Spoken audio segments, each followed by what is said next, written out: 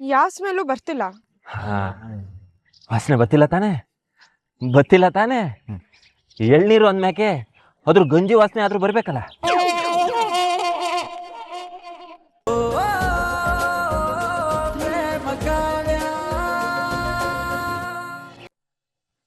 ಮಗ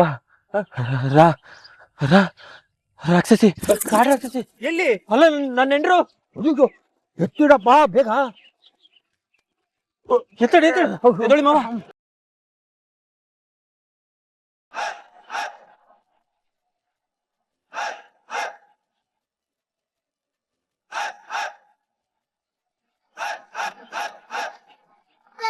ರೀ, ನೀವ್ ತೋಟಕ್ ಬರ್ತೀರಿ ಅಂತ ಹೇಳಿದ್ರೆ ನಾವು ಬರ್ತಿರ್ಲಿಲ್ವಾ ನಿಮ್ ಜೊತೆಗೆ?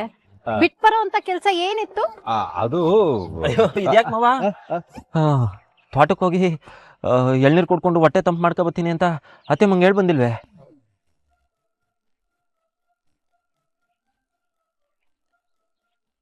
ನೋಡಿ ಅಡಿ ಅಂದ್ರೆ ನಮ್ಗೂ ಎಳ್ನೀರ್ ಕುಡಿಬೇಕಂತಿತ್ತು. ಇವ್ರ್ ನೋಡಿದ್ರೆ ಅಮ್ಮ, ನಾವ್ ಬರ್ತೀವಿ ಅಂತ ಅಪ್ಪಂಗ್ ಮುಂಚೆನೆ ಗೊತ್ತಿತ್ತು ಅನ್ಸುತ್ತೆ. ಅದಕ್ಕೆ ನೋಡು ಎಳ್ನೀರೆಲ್ಲ ಕುಯ್ಸಿಟ್ಟಿದ್ದಾರೆ. ಮಾವ ಇರು.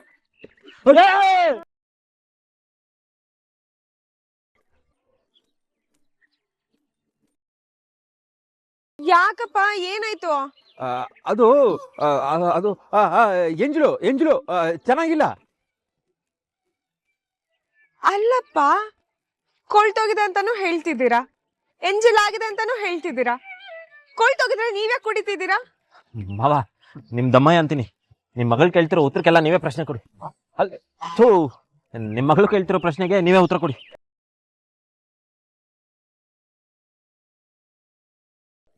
ಕಾವ್ಯ, ನಿನಗ್ ಬೇಕಿದ್ರೆ ಬೇರೆ ಎಳ್ನೀರು ಇಳಿಸ್ಕೊಡ್ತೀನಿ. ಬೇರೆ ಎಳ್ನೀರ್ನ ಇಳಿಸ್ಕೊಂಡ್ ನೀವೇ ಕುಡೀರಿ. ಈಗ ಇದನ್ನ ನಾವ್ ಕುಡಿತೀವಿ. ಮಾದೇವ, ನಿನ್ ಹಿಂದೆ ಇದೆಯಲ್ಲ ಆ ಎಳ್ನೀರು ಕೊಡು, ಕುಡಿತೀವಿ. ಅಮ್ಮ ಇದು ಬೇಡಮ್ಮ. ಅದು ಯಾಕೆ ನೀನು ಅಪ್ಪ ಇಷ್ಟೊಂದು ತಡಬಡಾಯಿಸ್ತಾ ಇದ್ದೀರಾ?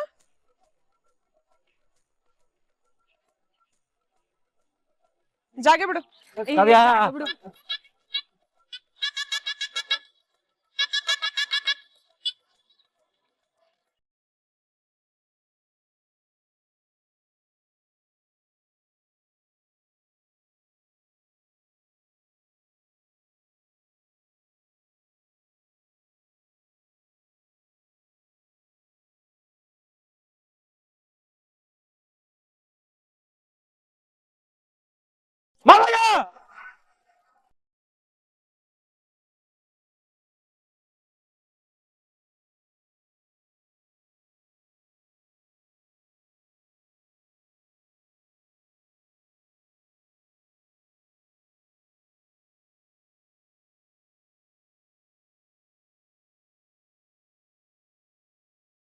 ಯಾಕೆ ಕಣ್ಣಲ್ಲಿ ನೀರು ತುಂಬಿಕೊಂಡಿದ್ಯಾ? ಏನಿಲ್ಲ ರಾಮ್, ಮೆಣಸಿನ್ಕಾಯಿ ತಿಂದ್ಬಿಟ್ನಾ, ಸ್ವಲ್ಪ ಖಾರ ಆಯ್ತು. ಹೌದಾ? ಈಗ ಮೆಣಸಿನ್ಕಾಯಿ ಇಲ್ಲ.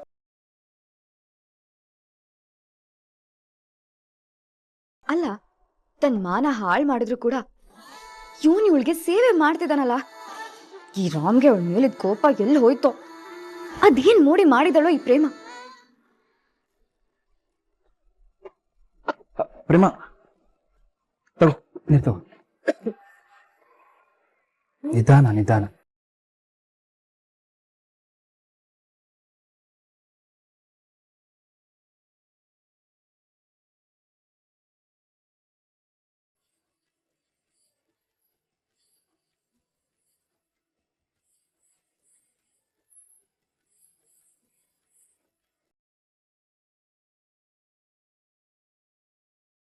ಉರ್ಸೆ ಅದೆಷ್ಟು ಉರ್ಸ್ತಿ ಉರ್ಸು, ಆದ್ರೆ ಇದೆಲ್ಲದಕ್ಕೂ ಬಡ್ಡಿ ಸಮೇತ ನಿನಗ್ ತಿರ್ಗಿಸಿ ಕೊಡೋ ದಿನ ಬಂದೇ ಬರುತ್ತೆ.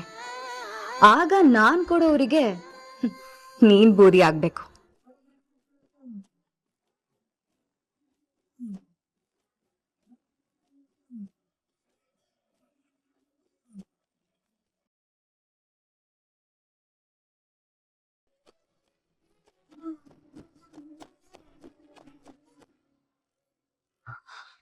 ಮಾವಯ್ಯ ಅನ್ಯಾಯ ಆಯ್ತೈತೆ, ಅನ್ಯಾಯ. ನೀವು ಮಾಡ್ತಿರೋ ತೆಪ್ಪು ಮಾವಯ್ಯ, ತೆಪ್ಪು.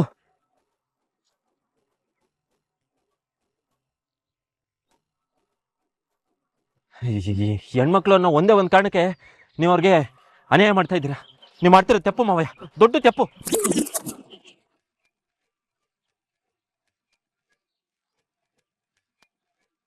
ಸುಮ್ಮನೆ ಇರೋ, ಯಾಕೋ ಹಿಂಗೆ ಮಾತಾಡ್ತಿದ್ಯಾ? ಸ್ವಲ್ಪ ಸಮಾಧಾನವಾಗಿರೋ. ಇಲ್ಲ ಮಾವಯ್ಯ, ನಿಮ್ಮ ಕೈ ಮುಗಿತೀನಿ. ನಮ್ಮ ಹೆಣ್ಮಕ್ಳಿಗೆ ಮೋಸ ಮಾಡಬೇಡಿ. ಎಳ್ನೀರು ಸತ್ಯ ಏನು ಅಂತ ಹೇಳ್ಬಿಡಿ ಮಾವಯ್ಯ, ಹೇಳ್ಬಿಡಿ. ಮಾದೇವ, ಸ್ವಲ್ಪ ಸುಮ್ಮನೆ ಇರೋ. ಈಗ ಏನಾರು ಬಾಯಿ ಬಿಟ್ರೆ ಇನ್ನು ಜೀವನದಲ್ಲಿ ಈ ತೋಟಕ್ಕೆ ಹೆಜ್ಜೆ ಇಡಬಾರ್ದು, ಹಂಗಾಗ್ಬಿಡುತ್ತೆ. ದಮ್ಮಯ್ಯ ಅಂತೀನಿ ಕಣ. ಏನದು ಪಿಸಿ ಪಿಸ ಅಂತ ಮಾತು? ಅದೇನು ಅಂತ ನಾನೇ ನನ್ನ ಬಾಯಾರ ಹೇಳ್ಬಿಡ್ತೀನಿ ಅತ್ತಮ್ಮ. ಏನ್ರಿ ಮಾವಯ್ಯ, ನನಗೆ ಕ್ಷಮಿಸ್ಬಿಡಿ. ನೋಡಿ, ಅಲ್ಲ ಅವರಲ್ಲ, ಅವರು ನನಗೆ ಜನ್ಮ ಕೊಟ್ಟಿರೋ ತಾಯಿ. ಇವರು ನನಗೆ ಎಂಡ್ರನ್ ಕೊಟ್ಟಿರೋ ತಾಯಿ. ಇನ್ನು ಇವಳು ಜೀವನ ಪೂರ್ತಿ ನನ್ನ ಜೊತೆ ಬಾಳ್ವೆ ಮಾಡಕ್ ಬಂದಿರೋ ನಂತ ಅಲ್ಲ, ನನ್ನ ಹೆಂಡ್ರು. ಇವ್ರಿಗೆಲ್ಲ ಅನ್ಯಾಯ ಆಗಕ್ಕೆ ನಾನು ಬಿಡಲ್ಲ ಮಾವಯ್ಯ. ಇವ್ರಿಗೆ ಮೋಸ ಆಗೋದನ್ನ ನೋಡ್ಕೊಂಡು ನಾನು ಸುಮ್ಕೆ ಇರಕ್ಕಿಲ್ಲ. ಹಲೋ, ಯಾರು ಕೈಯಲ್ಲಿ ನೋಡೋದಿಲ್ಲ, ಕಣ್ಣಲ್ಲೇ ನೋಡೋದು. ಓವರ್ ಆಕ್ಟಿಂಗ್ ನಿಲ್ಸಿ, ಏನ್ ವಿಷಯ ಅಂತ ಹೇಳು. ಅದು ಅದು ಕಾವ್ಯ, ಆ ಎಳ್ನೀರು ಕೊಳ್ತೋಗೈತೆ.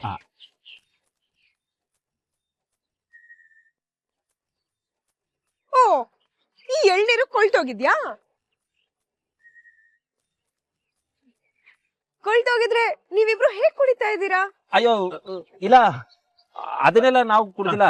ಇಲ್ಲ ಐತಲ್ಲ, ಇದು ನಾವು ಕುಡ್ದಿದ್ದು. ಅಲ್ಲ ಕೊಡ ಮದೇವು, ಇದು ಸರಿಗೆ ಇಲ್ಲ ಅಂತ ಹೇಗೆ ಹೇಳ್ತೀಯ ನೀನು? ಅಮ್ಮ, ಬೇಕಾರೆ ಒಂದ್ಕಿತ ವಾಸನೆ ನೋಡಮ್ಮ.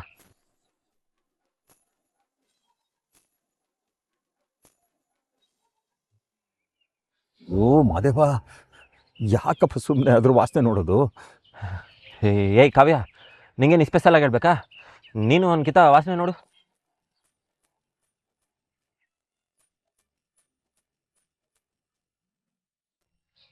ಯಾವ ಸ್ಮೆಲ್ಲು ಬರ್ತಿಲ್ಲ. ವಾಸನೆ ಬತ್ತಿಲ್ಲ ತಾನೆ? ಬತ್ತಿಲ್ಲ ತಾನೆ? ಎಳ್ನೀರು ಅಂದ್ಮ್ಯಾಕೆ ಅದ್ರ ಗಂಜಿ ವಾಸನೆ ಆದ್ರೂ ಬರ್ಬೇಕಲ್ಲ.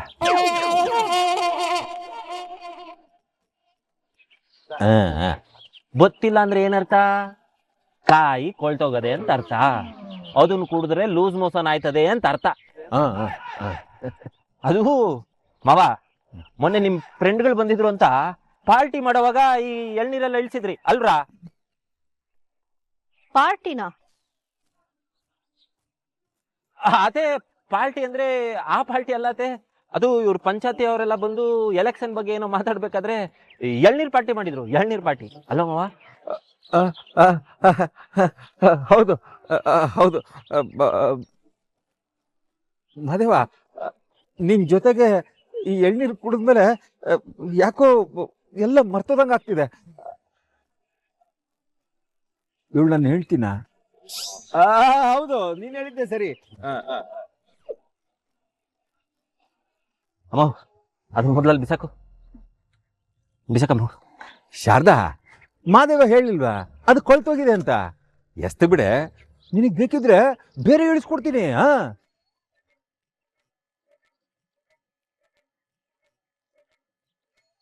ಮಹು ಹೆಂಡ್ರಮ್ಮ, ನೀನೇನು ಇನ್ನೂ ಹಂಗೆ ನೋಡ್ತಾ ಇದೆಯಾ?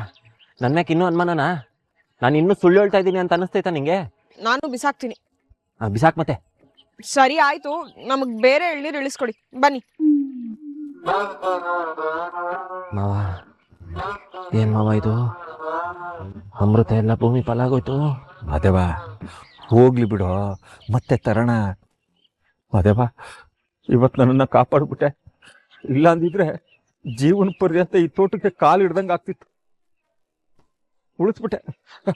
ನಡಿ ನಡಿ, ಎಳ್ನೀರು ಕೂತ್ಕೊಡೋಣ ಅವ್ರಿಗೆ. ಬನ್ನಿ ಬನ್ನಿ ಬನ್ನಿ. ಹಾ, ನಡ್ರಿ ನಡ್ರಿ ಎಲ್ಲ.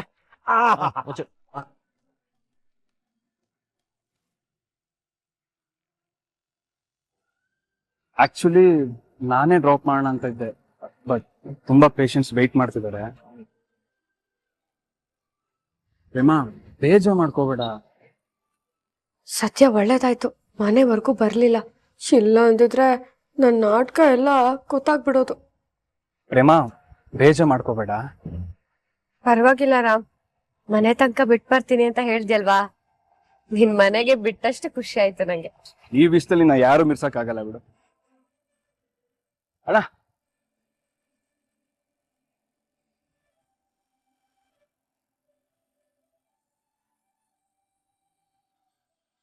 ಪ್ರೇಮ ಒಂದ್ ನಿಮಿಷ ಬನ್ನಿ.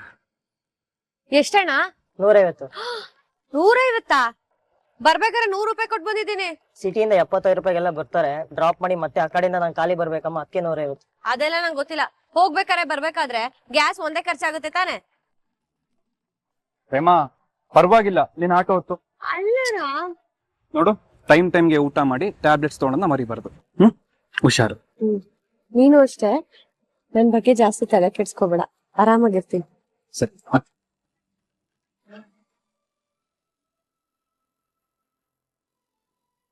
ಆರಾಮಲ್ಲ? ಅಣ್ಣ ಇವ್ರ ಕೈ ಪೆಟ್ಟಾಗಿದೆ, ಸ್ವಲ್ಪ ನಿಧಾನಕ್ಕೆ ಹೋಗಿ. ಪ್ರೇಮ ಮನೆ ರೀಚ್ ಆದ್ಮೇಲೆ ನಂಗೆ ಕಾಲ್ ಮಾಡ್ಬೇಕು. ಸಿಸ್ಟರ್ ನಂಗೆ ಕಾಲ್ ಮಾಡಿದ್ದಾರೆ, ನಾನು ಹೋಗಿ ಪೇಷಂಟ್ ಅಟೆಂಡ್ ಮಾಡ್ತೀನಿ.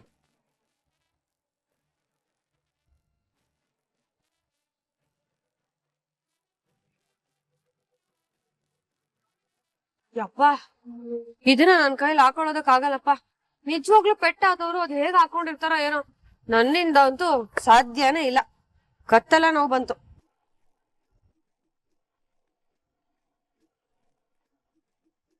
ಮೇಡಮ್ ಇದೇನಿದು, ಕೈಯಲ್ಲಿರೋ ಬ್ಯಾಂಡೇಜ್ ಎಲ್ಲ ತೆಗಿತಾ ಇದೀರಾ, ನೋವಾಗಲ್ವಾ? ನೋವಿದ್ರೆ ಅಲ್ವಾ ಅಣ್ಣ ಬ್ಯಾಂಡೇಜ್ ಹಾಕೊಳ್ಳೋದು? ನಾಟಕ ಆಡೋರ್ಗೆ ನೋವೆಲ್ಲಿಂದ ಆಗುತ್ತೆ?